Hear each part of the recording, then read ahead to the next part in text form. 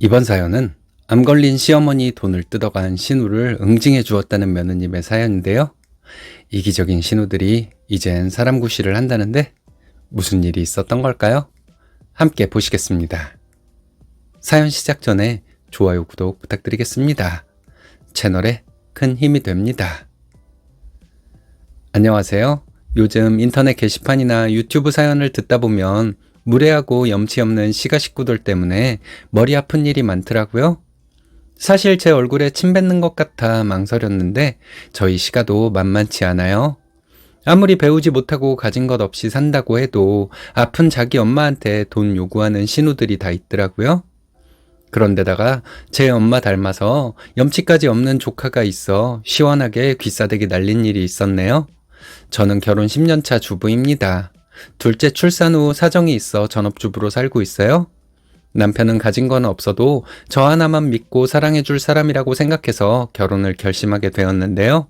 아무리 가진 것 없이 시작한다 해도 전세금도 없어 대출을 받아야 했어요. 다행히 친정에서 무이자로 빌려주셔서 가까스로 전세금을 마련하고 신혼 때에는 맞벌이로 대출금 갚으며 살고 있었는데 결혼 2년 차에 홀로 사시는 시어머님이 암 진단을 받으셨어요. 어머님 혼자 살고 계신 데다가 병까지 얻으셨으니 외아들이었던 신랑이 어머님과 같이 살기를 원했죠. 신랑은 1남 3녀 중 막내 아들인데요. 제가 신랑과 연애할 때 신랑은 취직하면서 독립해서 혼자 살고 있었고 시어머님도 직장 다니면서 혼자 살고 계셨습니다. 누나들은 다 이른 나이에 출가했고 남편은 나이 30에 저를 만나게 되어 결혼하게 되었어요. 어느 날 시어머니에게 연락이 왔습니다. 가슴에 달걀만한 덩어리가 잡힌다고 하시는 거예요. 동네 병원에 갔더니 빨리 큰 병원에 가보라고 했다며 종합병원을 예약했어요. 검사 결과는 암이었고 수술을 받으셨어요. 퇴원하는 시기에 맞춰 저희는 어머님과 합가를 하게 되었고 방 3개짜리 아파트로 이사를 하게 되었습니다. 결혼한 지 얼마 되지도 않았으니 큰돈 모은 게 없었던 저희는 은행 대출과 친정에서 7천만 원 정도 융통해서 집을 샀어요. 불행 중 다행이랄까 시어머니 수술도 잘 되었고 항암 치료를 시작하게 되었는데 항암도 잘 되고 있다고 했어요. 항암 치료를 시작했을 땐 작은 시누이가 저희 집에 자주 들러 아프신 어머니를 잘 보살펴 주었어요.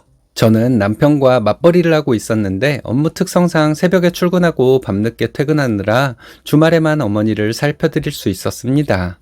그런 와중에 시누이가 평일에 찾아와 어머님을 돌봐주시니 너무 고마웠죠. 남편은 퇴근하면 1시간씩 어머니와 이야기를 나누며 극진히 모셨습니다. 저는 남편과 나이 차이가 좀 나는데요. 아픈 어머니를 모시고 사는 제가 대견하다며 늘 저를 안아주고 고맙다고 말해주더군요. 그런데 갑자기 군 식구가 늘게 된 사건이 있었습니다.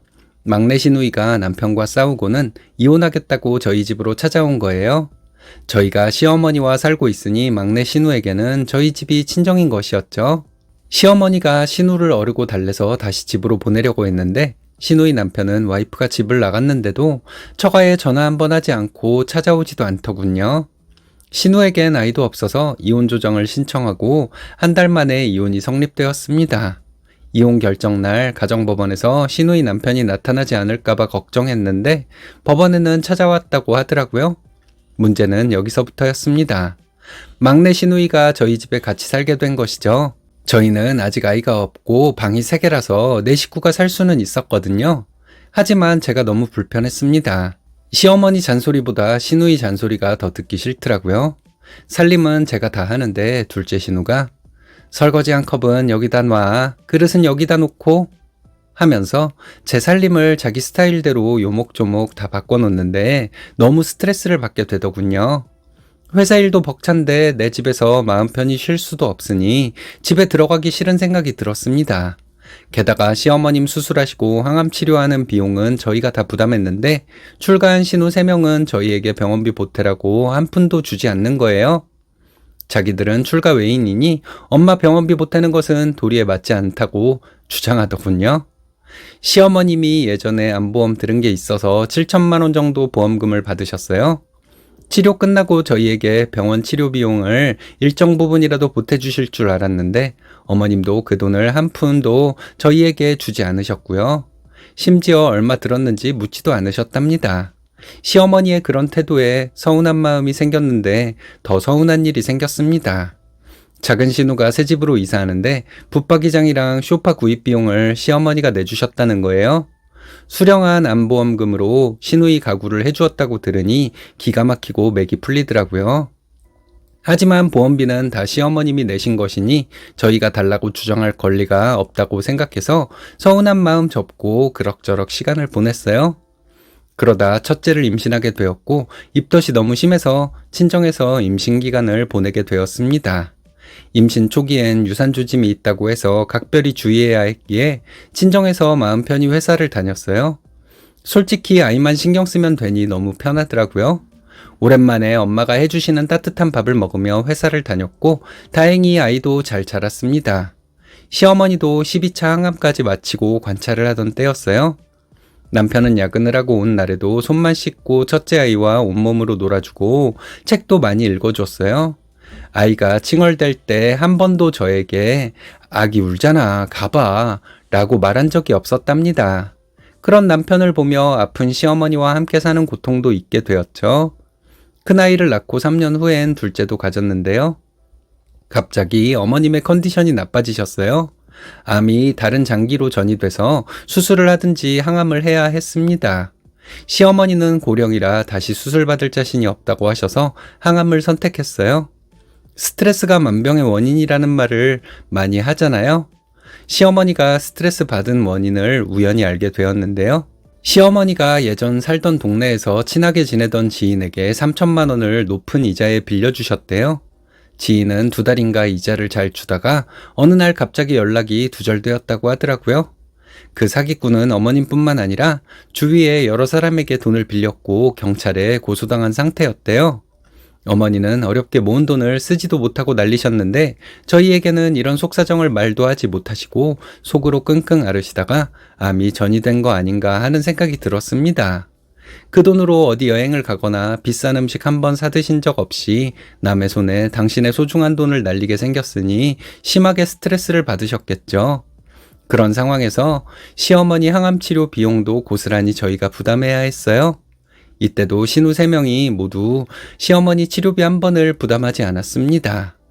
친정엄마 병원 다녀오신 날에 돈 얘기할까봐 아무도 며칠간 전화도 하지 않더라고요. 솔직히 다 못 낸다면 조금이라도 내준다면 부담이 덜할 텐데 어쩜 10원 한 장도 내지 않는 건지 모두들 정상적인 사람이 아니라는 생각만 들었어요. 그 사이 함께 살던 막내 시누이는 새로운 남자를 만나서 재혼을 하게 되었습니다. 재혼하면서 결혼식을 올렸는데 혼수 비용은 어머님이 내주셨고 결혼식장 비용이나 식대는 축의금으로 해결하고 모자란 부분은 저희가 부담했어요. 재혼이라서 그런지 축의금이 많이 들어오지 않았는데 어머님이 작은어머님한테 2번째 결혼하면 축의금 안 내도 되는 거야? 하고 물으실 정도로 친척분들도 축의금을 많이 안 내신 것 같았어요. 그래도 시누이가 결혼하지 않고 저희 집에서 같이 사는 것보다 출가하는 게 저에겐 심적으로 도움이 되는 것 같아 시누 재혼에 든 비용은 아깝지 않았습니다. 솔직히 너무 시원했죠. 하지만 어머니 병수발을 들 사람이 없어서 둘째를 낳은 제가 회사를 그만두고 전업주부가 되어야 했네요. 맞벌이에서 외벌이가 되니 경제적으로 많이 위축이 되더군요. 처음에는 퇴직금이랑 모아둔 비상금으로 아이들 장난감과 책을 샀었는데 지출은 많아지고 모을 수가 없으니 스트레스를 받았어요. 잠깐이었지만 어린 둘째를 어린이집에 맡기고 다시 일을 나가야 하나 고민도 많이 했습니다. 이 시기에는 어머님 병원 스케줄에 맞춰 한 달을 보내고 10여 차례 항암을 진행하던 중이었어요. 어느 날 저녁 6시쯤 큰신우한테 전화가 오더군요. 큰신우이는 사는 게 힘들고 바빠 저희와 막내는 많이 없었는데요. 어머님한테 너무 급한 일이 있는데 나중에 얘기해 줄 테니 500만 원만 보내달라고 하는 거예요. 어머님은 요즘 사람도 아닌데다가 인터넷 뱅킹이나 텔레뱅킹 같은 것도 못 하셨고 은행 영업시간은 끝났고 급하게 사용할 게 있다고 하시니 우선 제가 인터넷 뱅킹으로 돈을 송금했죠. 큰신우가 너무 급한 사정이 있다고 하니 저는 어디에 필요한 돈인지 물어보지 않았습니다. 그리고 며칠 후 큰신우이 생일이라 집에 가게 되었는데요. 생일 파티 가기 전에 남편에게 나 오늘 큰형님에게 빌려준 돈 500만 원에 대해 물어볼 거야. 그리고 무슨 일이 있더라도 당신은 내 편이 되어줘야 해. 라고 말했어요. 남편은 알겠으니 마음대로 하라고 하더군요. 큰신우 집에서 저녁에 술 한잔하면서 이야기를 들어봤더니 이제 막 20살이 된 신우의 둘째 딸이 술 먹고 운전하다가 택시하고 접촉사고가 났다고 하더라고요. 보험사에서 500만 원만 주면 접촉사고를 해결해 준다고 했다고 합니다. 그래서 500만 원이 필요했던 거였죠. 그 돈의 사용처를 알고는 기가 막혔어요. 저는 아이 둘 키우면서 어머님 항암 비용까지 내가며 허리띠 졸라매며 사는데 누구는 술이나 먹으면서 운전을 한다니요. 그것도 이제 막 성인이 된 조카 아이가요. 어머님이 제 눈치를 보시더니 손녀에게 음주운전은 절대 하지 말라고 여러 번 강조하면서 잔소리를 하셨어요. 조카 아이가 할머니에게 내가 뭐 맨날 음주운전해? 이번 한 번이었어. 아, 나도 억울해. 재수가 없었던 거라고. 진짜 아주 살짝 당한 거라고. 하며 반성하는 기미도 없이 운이 나빴다고 말하는 거예요. 반성할 생각은 하지 않고 할머니한테 반말을 섞어가며 하는 꼬라지가 무척 거슬리더군요. 그래서 조카에게 이야기 좀 하자고 집 밖으로 데리고 나갔어요. 밖으로 나오자마자 조카에게 무릎을 꿇으라고 했어요. 그리고 뺨을 때렸습니다. 너 보자 하니까 뭘 잘못했는지도 모르는 것 같네? 아픈 할머니께 그렇게 함부로 짓거리고 있어? 할머니가 보내주신 돈이 적어? 네가 그 많은 돈 벌 수나 있어? 너 이제 성인인데 돈도 벌다 말다 한다며? 돈 벌 재주는 없고 쓸 줄만 아는 주제에 음주운전이라고 책임질 돈도 없는 상황에서 항암 치료하는 할머니한테 보내달라고 부탁한 거 아니야? 앞으로 정신 똑바로 차리고 살아. 하고 홍군형을 내줬어요. 조카는 퉁퉁 불어 오른뺨을 한 손으로 감싼 채 저를 한껏 노려보더군요. 어딜 노려봐? 하며 손을 치켜드니 조카는 꼭 갚겠다고 하더라고요. 남편도 제 옆에서 외숙모가 그동안 외할머니께 어떻게 하고 살았는지 다 보고 느낀 게 있을 거 아니야. 옛날엔 20살이면 결혼해서 가정을 꾸렸어. 넌 아르바이트 가서도 일도 며칠 못한다고 잘린다면서. 내가 외숙모한테 미안한 게 많은데 너까지 사고를 쳐서 외숙모 돈을 쓰고 있냐? 네가 사고 쳤으니 그 돈 빨리 갚아. 하며 조카 뒤통수를 세게 2대나 때렸어요. 조카는 엉엉 울며 자기 방으로 들어가 나오지도 않더군요. 그렇게 큰신우 생일은 엉망이 되었습니다. 그러거나 말거나 저는 집으로 돌아가는 차 안에서 어머님한테 지난번에 땡땡이가 사고 친 돈 꼭 받아야겠어요, 어머니. 하고 얘기했습니다. 그리고 큰신우에게 전화해서 형님, 그때 낸 500만 원은 제가 모은 피 같은 돈이니까 꼭 갚으세요. 하고 말했어요. 큰신우는 그 돈 엄마가 보내준 건 줄 알았는데 아니었어? 하더라고요. 형님, 아니에요. 그 돈 제 돈이에요. 혹시 어머님 돈이면 안 갚으려고 하신 거예요? 저 그 돈 꼭 필요하니까 이번 주까지 보내세요. 형님이 급할 때 바로 보내드렸으니 형님도 제 돈 빨리 갚으세요. 안 갚으시면 저도 가만히 있지 않을 거예요. 라고 했어요. 그리고 일주일을 기다렸습니다. 형님은 전화도 없었고 돈도 보내주지 않았어요. 제가 매일 전화를 해도 받지 않더라고요. 사실 좀 치사한 방법인데요. 제 초등학교 친구 중에 떼인 돈 받아주는 일을 하는 친구가 있습니다. 그 친구에게 연락해봤더니 그런 소액은 금방 받아줄 수 있다고 하면서 연락처를 달라고 하더라고요. 형님 연락처를 알려줬고 친구는 3일 만에 500만 원을 보내줬습니다. 어떻게 받았냐고 물었더니 씩 웃으면서 비밀이야, 걱정 마 하더라고요. 친구에게 수수료를 주겠다고 했더니 우리 사이에 그런 게 어딨냐며 저와 친한 단짝들 불러 셋이서 대게 전문점에서 거하게 식사 한번 했어요. 그 후로 큰신우와 조카는 저를 볼 기회가 있을 때마다 저를 슬슬 피하는 눈치더군요. 집안 행사 때도 저는 애들이랑 소파에 앉아 쉬라고 했고 형님들이 일을 다 하셨어요. 시어머니는 암 전이되고 1년 만에 세상을 떠나셨습니다. 신우들은 장례 비용에서 남은 금액을 모두 저희에게 주더라고요. 사실 둘째 형님 손님이 가장 많이 왔는데 그동안 엄마 병원비 한 번 못 낸 게 미안하다며 할 말이 없다고 하더라고요. 어머님 유품 정리하면서 금이 30돈이나 나왔는데 저희가 보관하고 있어요. 금을 발견한 셋째 형님이 그동안 엄마 병원비 한 푼도 못 냈으니 엄마 통장에 남은 잔액, 금부치 등은 모두 막내에게 주는 게 맞다고 바른 말을 하더라고요. 어머님이 돌아가시고 저희 네 식구는 두 다리 쭉 뻗고 자고 있어요. 얼마 전 제가 맹장 수술하고 누워 있는데 은행에 알림이 뜨더라고요.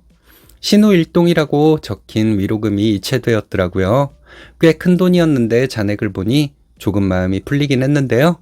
그래도 신우들과 잘 지낼 생각은 없네요.